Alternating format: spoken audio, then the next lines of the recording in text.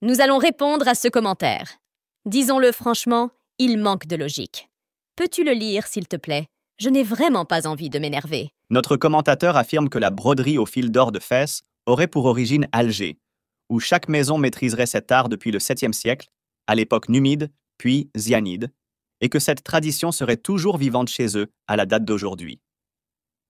De plus, il affirme que le caftan Kronfla serait inscrit à l'UNESCO. Mais quelle blague! Analysons cela en deux parties. Première partie, la broderie. Pour éclaircir ce point, consultons le livre La broderie en Afrique du Nord, publié en 1985. Dès le sommaire, on remarque une nette distinction. Le Maroc se distingue par une diversité de styles de broderie selon chaque ville, tandis qu'en Algérie, seule la broderie d'Alger est mentionnée. On peut lire. Alger était essentiellement une ville de pirates, et sans surprise, sa culture matérielle, y compris les broderies, provenait de nombreuses sources différentes.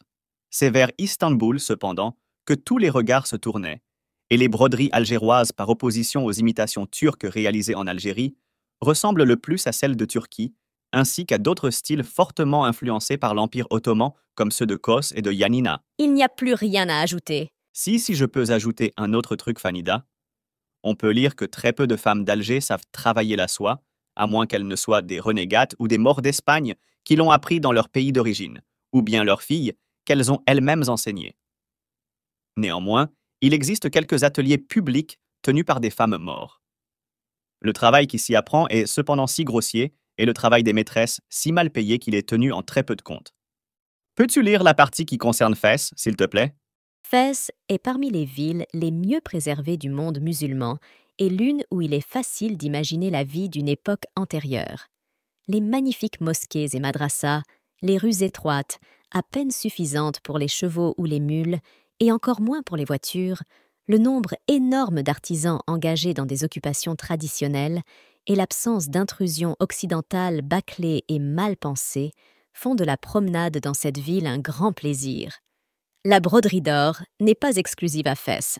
Elle se pratique dans tous les centres urbains du Maroc, mais celle de Fès est particulièrement célèbre, et les quartiers du souk où l'on vend de la broderie d'or sont parmi les plus spectaculaires.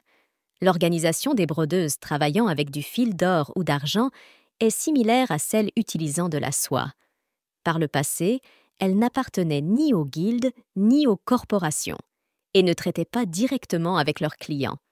La première affirmation reste vraie et la seconde semble encore plus vraie pour la broderie d'or que pour la soie, probablement parce que la plupart des clients sont des hommes.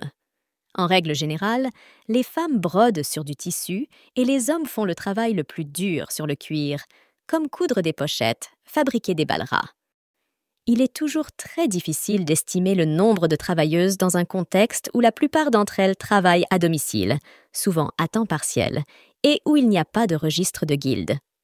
En 1939, Amélie Marie Goachon a estimé à 2000 le nombre de femmes brodant avec du fil de soie et à 2500 avec du fil d'or.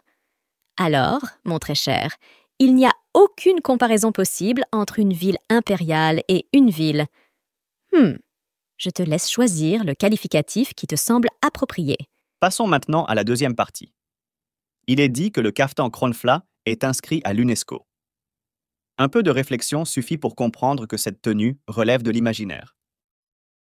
À l'UNESCO, dès 2012, on retrouve la mention du caftan marocain lors de l'inscription du Festival des cerises de Sefrou sur la liste du patrimoine immatériel, où sont exposés des caftans de différentes couleurs, ornés des fameux boutons de soie, spécialité de la ville.